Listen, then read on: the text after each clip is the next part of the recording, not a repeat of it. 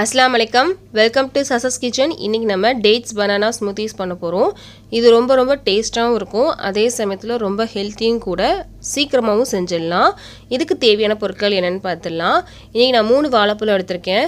இது சின்ன சைஸ் அப்படின்றதுனால நான் 3 எடுத்துர்க்கேன். இந்த மாதிரி கருப்பாயிருச்சு அப்படினா யாருமே வந்து பழம் சாப்பிட மாட்டாங்க. ஃப்ரெஷ்ஷா இருந்தா மட்டும் தான் எல்லாரும் பழம் சாப்பிடுவாங்க. இந்த மாதிரி கருப்பாயிருச்சு அப்படினா யாரும் சாப்பிட மாட்டாங்க. வீட்ல அப்படியே தான் கிடக்கும். ஆனா இந்த பழம் பாத்தீங்கன்னா ரொம்ப இனிப்பா இருக்குங்க. இந்த மாதிரி பழத்தை வந்து ஸ்மூத்திஸ்க்கோ இல்ல அப்படினா ஜூஸ்க்கோ நீங்க அடிச்சு சாப்பிட்டீங்க அப்படினா ரொம்ப டேஸ்டா இருக்கும். சுகர் எதுவுமே ஆட் பண்ண தேவையே இல்ல. அவ்வளவு இனிப்பா இருக்கும் இது. இன்னைக்கு நான் எந்த சுகருமே எடுக்கல. 10 டேட்ஸ் எடுத்துர்க்கேன். இதோட விதைகள்லாம் எடுத்துட்டு இந்த மாதிரி கட் பண்ணி எடுத்துர்க்கேன்.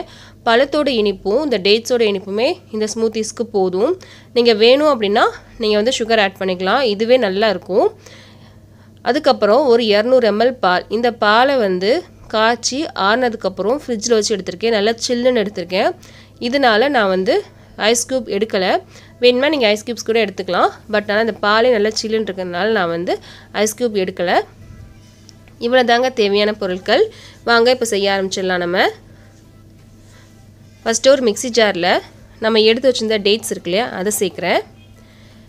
இத 2 தடவை விப் பண்ணி எடுத்துக்கலாம். விப் பண்ணதுக்கு அப்புறம் பார்க்கலாம். இங்க பாருங்க நான் விப் பண்ணி எடுத்துட்டேன்.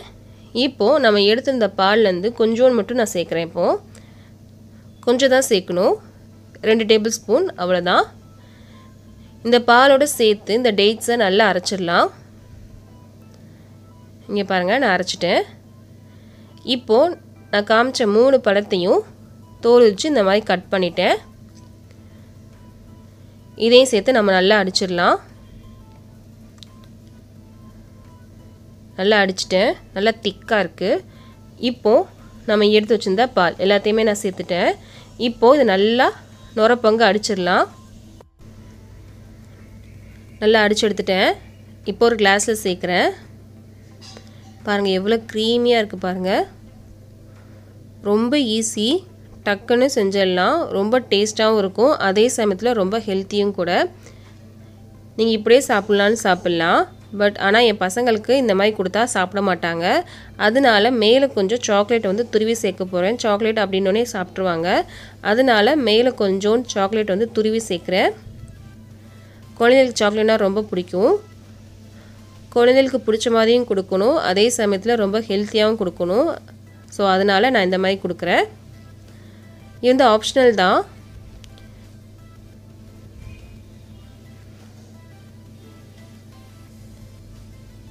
இது ஒரு கிளாஸ் கொடுத்தாலே போதும் குழந்தைகளுக்கு. அவ்வளோ ஃபில்லிங்காகவும் இருக்கும்.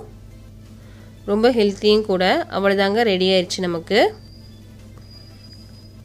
பாருங்க எவ்வளோ க்ரீமியாக இருக்குது பாருங்க. ரொம்ப பார்க்கவும் அட்ராக்டிவாக இருக்கும்.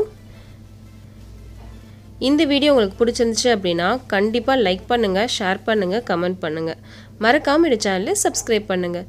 பக்கத்தில் இருக்க பெல் பட்டனையும் கிளிக் பண்ணிக்கோங்க. அப்போ தான் நான் ஒரு வீடியோ போட்டோன்னே உங்களுக்கு ஒரு நோட்டிஃபிகேஷன் வந்துடும். என்னோடய வீடியோவை நீங்கள் மிஸ் பண்ணாமல் பார்க்கலாம்.